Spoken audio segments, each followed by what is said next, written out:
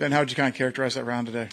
Yeah, a couple water balls. Really need to go to the range and work on my game to clean that stuff up. But no, yeah, it was an incredible day. Kind of building on what I kind of was doing last week, making a ton of birdies, staying aggressive.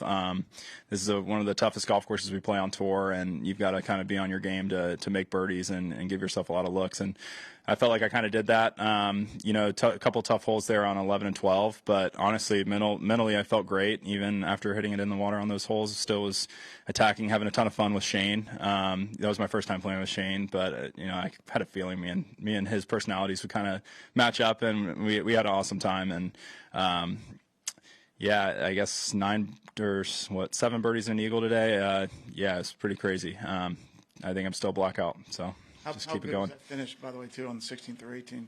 Yeah, I was just talking about it outside. I can't remember the last time I birdied the last 3 holes of a tournament, and my dad always used to tell me par the first and last holes, and unfortunately I birdied the first and the last. So, but it's always great to finish with a birdie, and also the birdies on 16 and 17, those are some of the hardest holes out here. So, proud of the way I stayed aggressive on those holes, attacked. Never really was trying to play any sort of conservative shots. Was just trying to keep the pedal down, and you got to take advantage of that on days like today where putts are dropping. What's the energy level right now after last week in the whirlwind of getting here? This is nothing. I started out the year playing 13 events in a row. I mean, this is, I think, week 6, and it doesn't feel like much.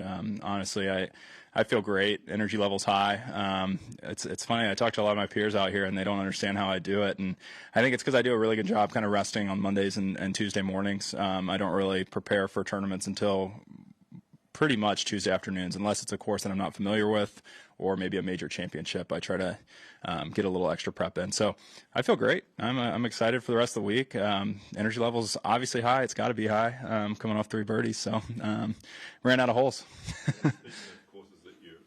You've played here twice before. What have you learned in those last 2 years playing? Yeah, I learned that it was really difficult the last 2 years. I had 2 missed cuts kind of the last couple of years, shooting mid-70s. I think physically I'm in a way better place right now, both with my golf swing and body-wise. I'm stronger. I'm able to take advantage of my length a little bit more. I used to not really hit it. I was below average on tour. Now I'm definitely above average hitter, so I can take advantage of some of the longer holes that I used to have, 7, 6, 5 irons in, and now I'm having, wedge and 9 iron. I wedge into 17. I used to always have 6 irons into that hole. Now hitting driver off that tee is a little bit aggressive, but when I'm swinging it great and I see my lines really well, I got to take advantage of that. And so, yeah, I mean, there's not really much I learned from the last 2 years. It's just more familiarity with the golf course. Now I'm flying it a little bit further in areas that are kind of new territory in a way. Some of the par 5s a little bit further, can take out some bunkers. I mean, 18, I just had sand wedge in. It's hard to believe. 137 yards on my second shot, and there was enough downwind there for me to hit a sand wedge. Ultimately came up short. It probably should have been a little smooth gap, but I mean, that's a hole I had 5 irons in, and I was coming from the rough. I wasn't hitting it as straight. So it's been awesome to see my progress this year. I've invested a lot, both from a training standpoint, and also having my coach there for me to keep my swing intact. So a lot of investments are kind of paying off. What's kind of the biggest thing you've done maybe in the gym or in your training to gain that speed? Yeah, just working out every single day. You used to see guys, on tour. I mean, we probably shouldn't mention their names that much, whatever. But Brooks Koepka, Dustin Johnson, some of those guys back when they were kind of dominating the majors, they were in the gym like every day, pumping, like doing dumbbell presses and like bench press, stuff like that. And as a golfer, I never thought I necessarily needed to do that. I was more into the longevity of the game, staying flexible, feeling good. And I had quad tendonitis in my left knee. That sparked up this past off season. I was kind of training, but wasn't doing a ton about it. It was kind of more resting, and got to Pebble Beach and had some funky lies, and it was really messing me up. It was hard for me to hit bunker shots. I just have the tendonitis would flare up, and so that's when I met my now trainer, Derek Schmidt. I was using him as a PT guy at first, just to try to alleviate some of my pain. And what I learned is I needed to strengthen it as much as possible. So at first I was training just to be kind of healthy again. And what I came to learn is I was starting to feel better. I was starting to feel stronger. I was starting to gain a little bit of speed. And I was like, man, if I keep this up, like I can kind of, continue to get higher and higher ball speeds, better prepare me for majors. So one of my big goals was actually going into PGA at Quail, was to get my ball speed with my driver to 190, which is wasn't really attainable. But in my head, I was thinking if I can take out the bunker on 16 off that tee, which is like a 325-yard carry, 330-yard carry, which Rory is notorious for flying over and having wedges into that hole. I was like, if I can do that, it's going to save me a few shots. All of a sudden, this golf course is going to be as challenging. And I don't think golf used to be this way.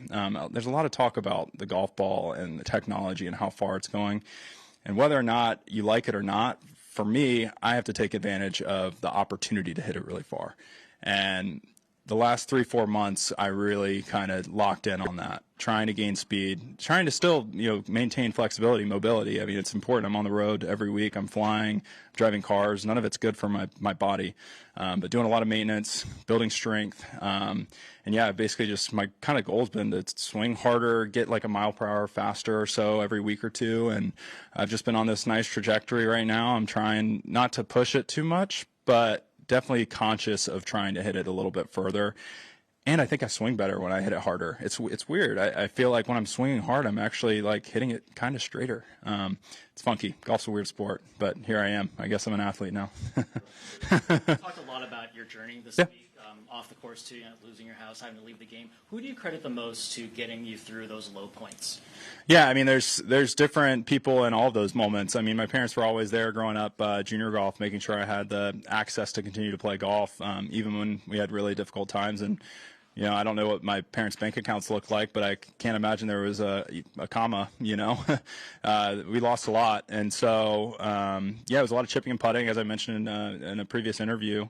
And that short game helped me last week. It's helped me in my whole career. And now, Scotty's talked about it when he first wanted to be on the PGA Tour. He was excited about range ball, brand new, nice range balls on the range. And kind of for me, getting into college and stuff was when I was actually able to hit a lot of range balls and didn't have to think about the financial aspect of it. So growing up, my parents were there for me all the way through.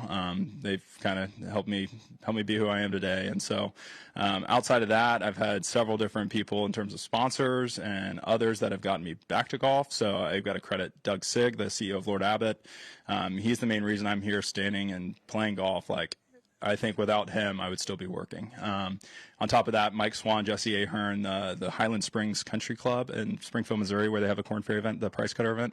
There's a lot of support that I had from those guys to get me mentally in a place where I felt like I was really good at golf, and also had some financial help from some of those people to get me back to golf, paying for my Q school. And so there's so many.